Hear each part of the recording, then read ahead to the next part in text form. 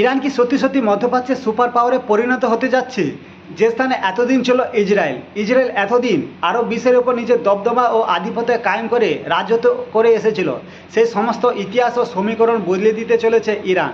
দর্শক, বলে রাখি, ইতিহাস দেখলে বোঝা যায় 1948 সালে ইসরায়েলের জন্মের পর থেকেই আরব বিশ্ব চেয়েছিল যে প্যালেস্তাইনের ভূমি থেকে ইসরায়েল নামক দেশটিকে সম্পূর্ণ মুছে ফেলে দিতে।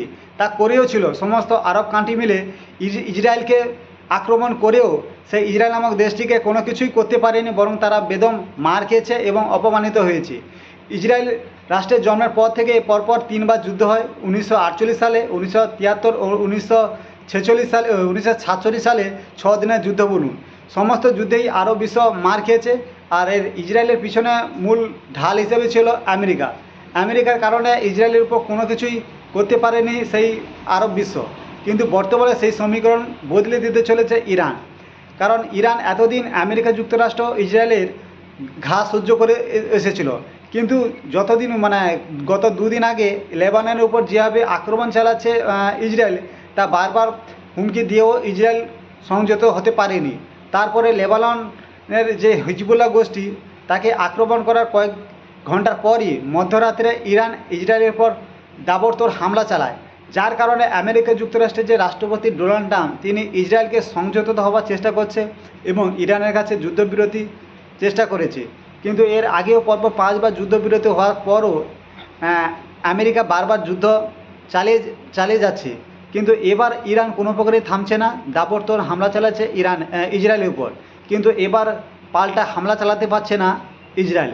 এই জন্য প্যালেস্তাইন যে নিউজ, ইসরায়েলের যে বড় নিউজ সংবাদ, তিনি জানিয়েছে যে তারা লিখেছে যে এই প্রথমবার কোনো আরব কান্ট্রির কাছে ইসরায়েল মার খাচ্ছে এবং কোনো কিছু পাল্টা প্রতিঘাত করছে না।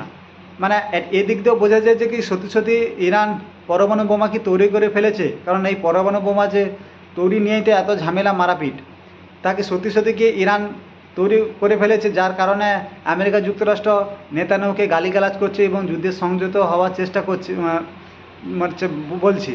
কারণ কয়েক মাস আগে আমেরিকা যুক্তরাষ্ট্রে একটা সংবিধানের বিল পাস হয় 2027 সালে। পর থেকে ইসরায়েল ও আমেরিকা যে সৈন্য একজোট হবে এবং সমস্ত কিছুতে একজোটে কাজও করবে।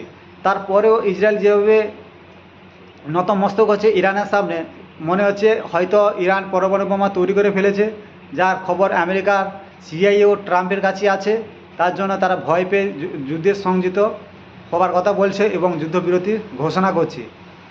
তা এই সমস্ত ইতিহাস দেখলে বোঝা যায় যে এই মুহূর্তে মধ্যপ্রাচ্যে রাজত্ব করতে চলেছে ইরান, যার ভয়ে ইসরায়েল ও আমেরিকা নতমস্তক হচ্ছে। বলা যায় মধ্যপ্রাচ্যে এই মুহূর্তে দমদমা বাজে চলছে ইরান। তো পরবর্তীতে সুপার পাওয়ার মধ্যপ্রাচ্যে হতে চলেছে ইরান। তা আপনাদের মতামত কি হবে দেখা যাক। আপনাদের ভিডিওগুলো ভালো লাগলে অবশ্যই লাইক ও সাবস্ক্রাইব করে আমাদের সাথে জুড়ে থাকবেন।